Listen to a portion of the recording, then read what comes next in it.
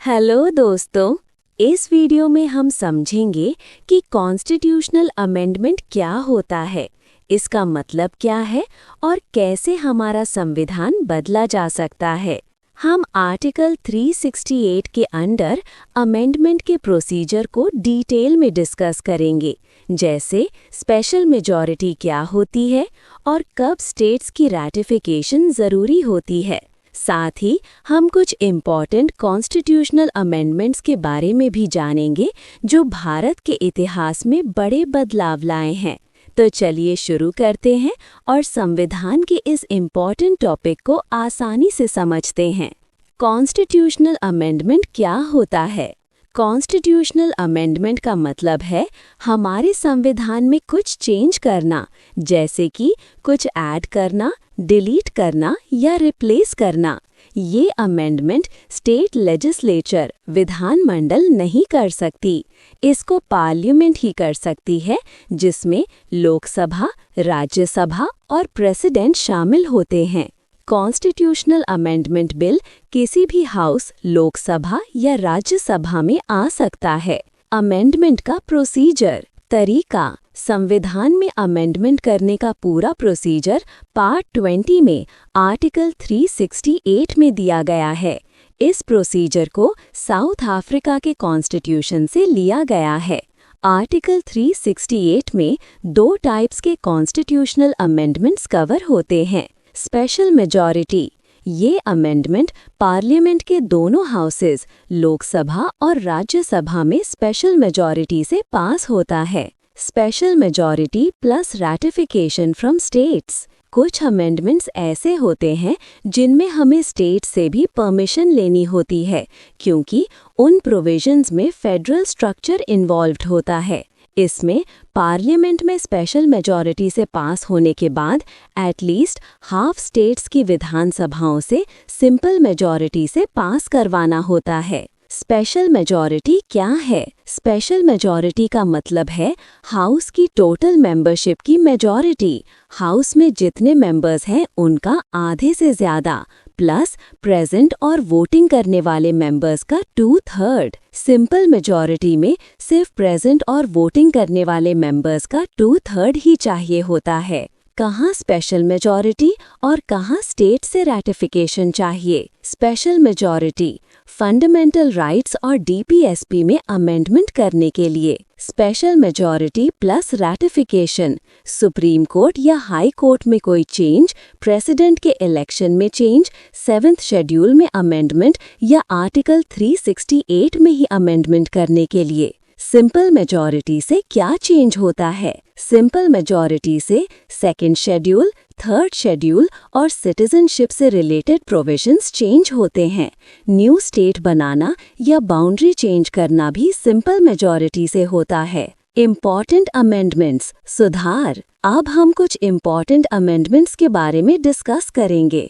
First amendment 1951। इस amendment में 9th schedule, article 15 clause 4 और आर्टिकल 19 क्लॉज 3 ऐड किए गए।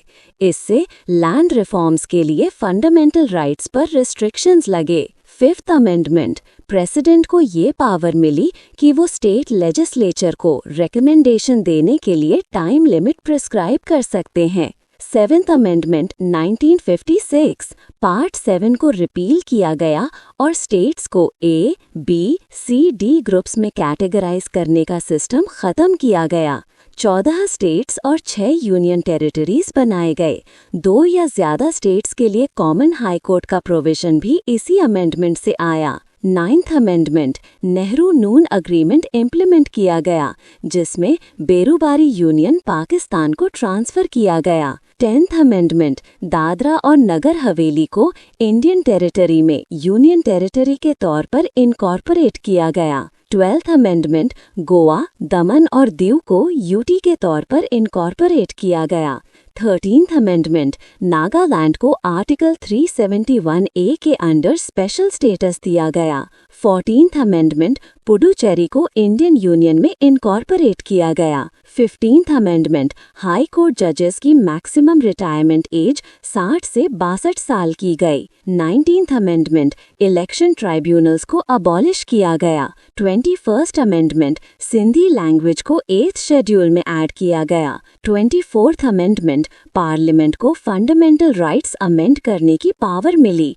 प्रेसिडेंट के लिए कॉन्स्टिट्यूशनल अमेंडमेंट बिल को असेंट देना कंपलसरी किया गया। 25th amendment article 31C add किया गया, जिसमें DPSP आर्टिकल 39B और 39C को इम्प्लीमेंट करने पर आर्टिकल 14, 19 और 21 के वायोलेशन को लेकर प्रोविजन था। 26th amendment privy purse princely states को मिलने वाला पैसा अबॉलिश किया गया। 35th अमेंडमेंट सिक्किम को एसोसिएट स्टेटहुड का स्टेटस मिला। 36th अमेंडमेंट सिक्किम को फुल फ्लेज स्टेट बनाया गया। 42nd अमेंडमेंट 1976 इस अमेंडमेंट को मिनी कॉन्स्टिट्यूशन भी कहते हैं, क्योंकि इसमें बहुत सारे चेंजेस हुए थे।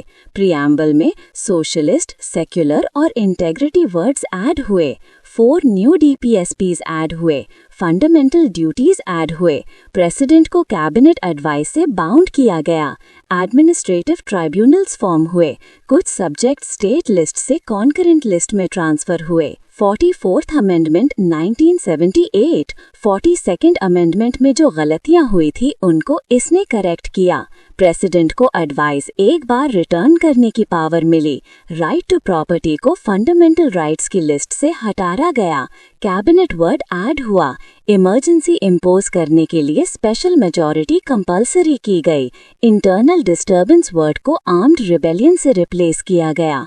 52nd amendment 1985 10th schedule add हुई, जिसमें एंटी डिफेक्शन लॉ है। 56th अमेंडमेंट गोवा को फुल फ्लेज स्टेट बनाया गया। 61st अमेंडमेंट वोटिंग एज 21 से 18 साल की गई। 65th amendment national commission for SC/ST establish हुआ। 69th अमेंडमेंट दिल्ली को नेशनल कैपिटल टेरिटरी का स्पेशल स्टेटस मिला और लेजिस्लेटिव असेंबली बनी। 73rd अमेंडमेंट पार्ट 9 ऐड हुआ, जिसमें पंचायती राज के प्रोविजंस हैं। 74th amendment part 9A add हुआ, जिसमें म्यूनिसिपैलिटी के प्रोविजंस हैं। 71st amendment 1992 Konkani, Nepali, Manipuri languages को 8th शेड्यूल में ऐड किया गया।